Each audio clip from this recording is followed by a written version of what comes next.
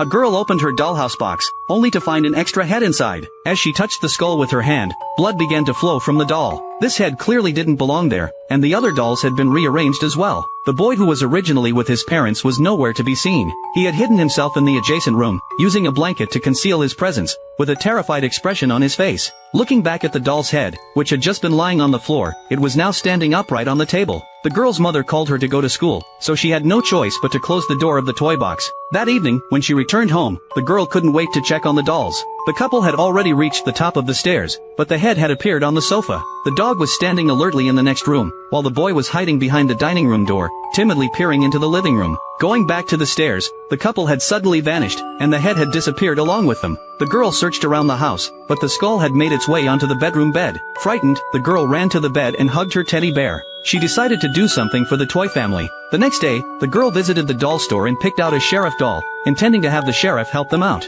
When she opened the dollhouse, she saw the family sitting at the dining table, saying grace before their meal. The girl placed the sheriff next to the dining table, hoping he would investigate the strange occurrences in the house. Looking back at the head, the skull doll had vanished. At this moment, her mother called her downstairs for dinner. The family of three, just like the dolls in the toy box, also said a prayer before their meal. After dinner, the girl returned to her room and found the dolls gathered on the second floor, all looking towards the stairs. The girl opened the attic hatch, and the sheriff seemed to be searching for something, likely the skull. Just then, the girl's father came over, urging his daughter to go to sleep. After her father left, the girl shone her flashlight towards the attic, but the sheriff was gone. Looking back at the second floor, a bizarre thing had happened. The sheriff had tumbled down the stairs and had already gone to heaven. It must have been the work of the skull doll. The girl searched the dollhouse for a long time but couldn't find any trace of the skull. It seemed that the sheriff couldn't handle this kind of strange occurrence. At this point, three dolls were standing in front of the stairs, horrified, while the doll's head was perched on a nearby wardrobe.